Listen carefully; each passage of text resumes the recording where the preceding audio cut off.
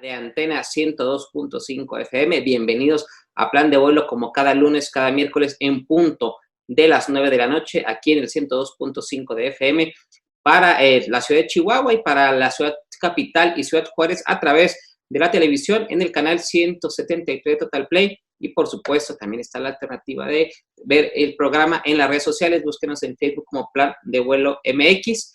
Bueno, siempre es un gusto poder recibirlo y hoy es nuestro miércoles de consumo local. Les recuerdo, cada miércoles emprendedores, causas nobles y temas sobre todo de manufactura local. Siempre tenemos a talentosos profesionistas y este caso, el día de hoy no es la excepción. Ya se encuentra con nosotros el doctor Alfonso Rivera Palacios. Él es abogado, bastante conocido aquí en la ciudad, famoso, y vamos a hablar de un tema que tiene que ver con el COVID y los amparos, que es muy interesante, incluso para quienes no somos abogados. Así que le damos la más cordial bienvenida. Doctor, gracias por tomarnos la llamada en estas épocas de confinamiento. Pues así es, bienvenido, buenas noches. Buenas noches, muchísimas gracias por la oportunidad. Este virus, como cualquier pandemia, como cualquier otra circunstancia, modifica en todos los ámbitos lo que es la vida común de las personas.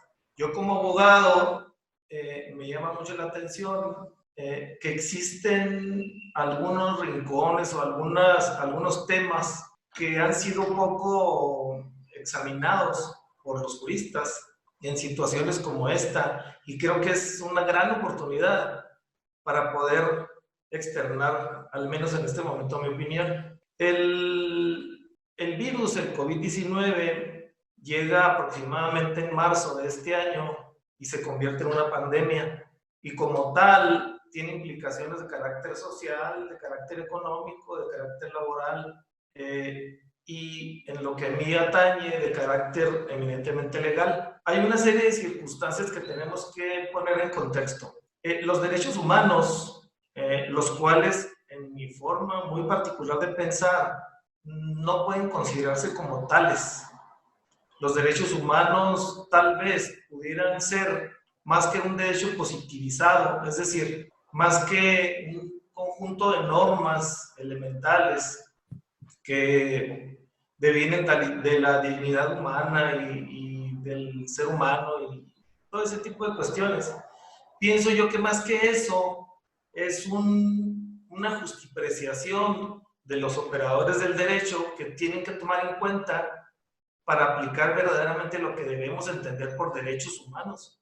¿Qué pasa con el virus que tenemos ahorita en ciernes? Bueno, han habido expresiones incluso aquí en el Poder Legislativo local, licenciado, en el caso específico del diputado Omar Bazán, que él ya pidió que se haga algo en los cerezos porque son un foco de infección. Entonces, no sé si se refiere también a algo de esto, su percepción. Sí, señor.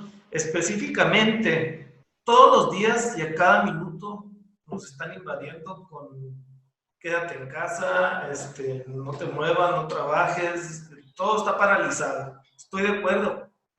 Nos indican que los estudios de carácter médico, específicamente con relación a la pandemia, pues lógicamente que la consecuencia es la muerte. Y bueno, nos indican también que tenemos que tener una distancia X, no salir del lado. Pero bueno, eso es correcto.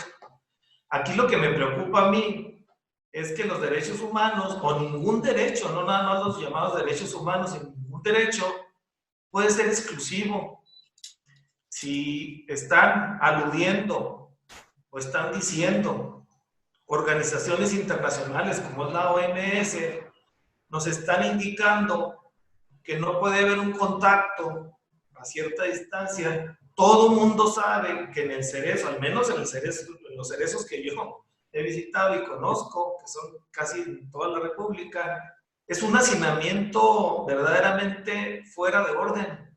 Eso implica, lógicamente, que pone en peligro la vida de los reos. Sí, nada más que es también obligación del Estado, según los propios derechos humanos o los lineamientos internacionales, de que esas personas que están privadas de su libertad, pues no estén corriendo en peligro su vida. La ley de amparo, en el artículo 15 propiamente, se establece en qué casos los jueces de distrito o los jueces comunes, en algunos casos, tienen que decretar una suspensión de oficio o una suspensión de plano. ¿Qué significa?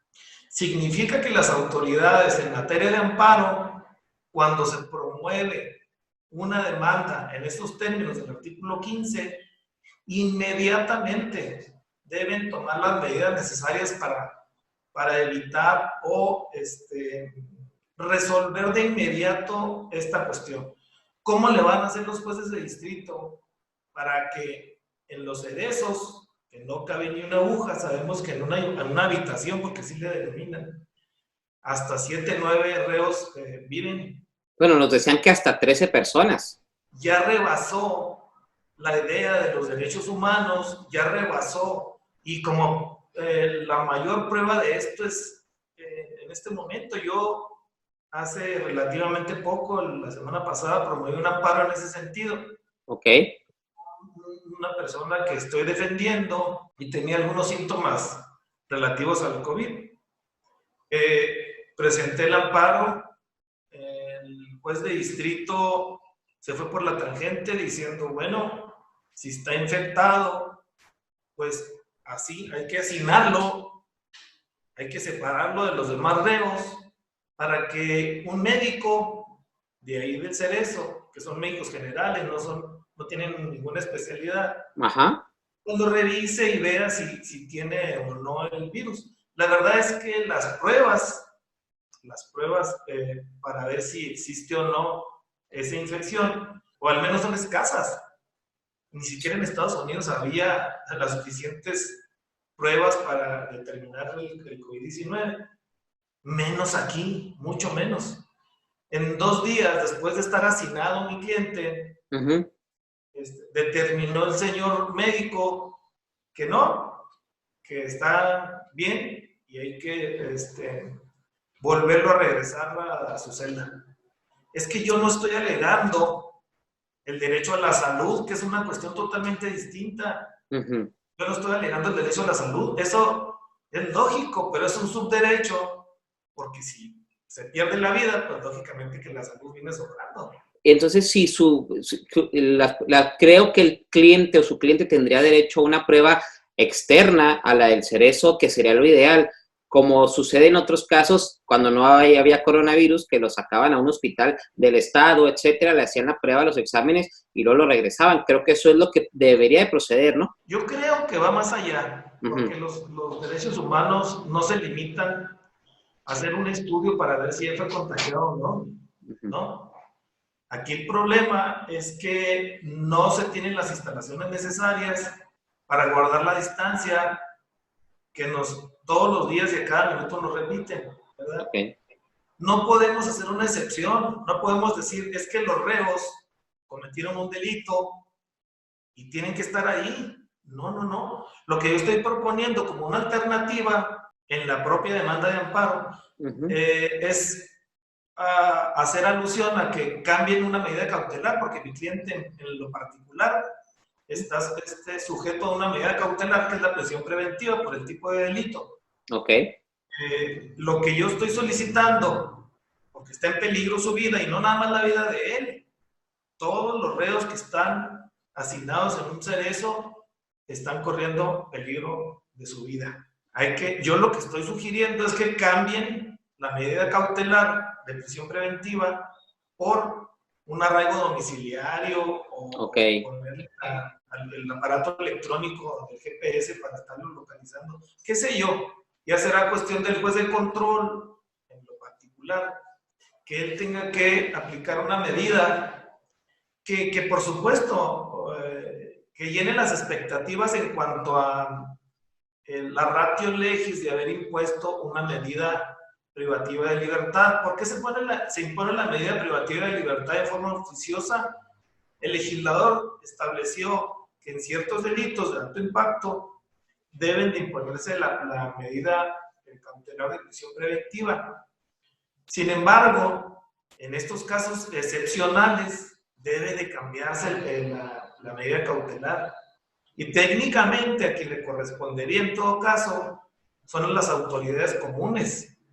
Que tampoco nada implicaría que un juez federal atentos a una sentencia emitida por ellos mismos, el propio juez de distrito pueda cambiar esa medida cautelar u ordenar al juez común que lo haga. Sin embargo, yo entiendo que sería como abrir la caja de Pandora. Claro, pero por ejemplo, hay otras alternativas que hoy leía en los medios una propuesta de la diputada Rosa Isela Gaitán, que ella pide que se prelibere, se hagan preliberaciones anticipadas a mujeres embarazadas mayores de 65 años con dependientes económicos y alguna serie de factores que las hacen grupos vulnerables. Esas medidas pudieran, le pregunto, pudieran disminuir un poco el hacinamiento en los cerezos. Sí, sí, sí lo disminuyen. El problema de los derechos humanos, como lo estamos entendiendo, es que esos grupos vulnerables no creo que sean los receptores o tengan que ser los beneficiados con los derechos humanos. Los derechos humanos son para cualquier persona, aunque sea un caucásico de 30 años totalmente sano. Hay que recordar que nuestra Constitución está plagada de conquistas, entre comillas, eminentemente políticas. De acuerdo. La Constitución está hecha por legisladores que la minoría tienen idea de lo que es el derecho. Ese es el grave problema. Entonces, estaríamos hablando, yo estoy de acuerdo con la diputada que me menciona, pero no podemos nosotros secularizar y decir, nada más los grupos vulnerables, vamos a ver cómo le hacemos con ellos. No, no, no. Una persona que no es vulnerable, para efectos de los derechos humanos, también tiene los mismos derechos, es un humano a fin de cuentas. Bueno, pues doctor, le agradezco mucho, ha sido muy, muy revelador y muy interesante esta plática. Muchísimas gracias, es un placer servirles a ustedes, a sus radioescuchas. Muchas gracias, vamos a un corte comercial y regresamos, no se vaya.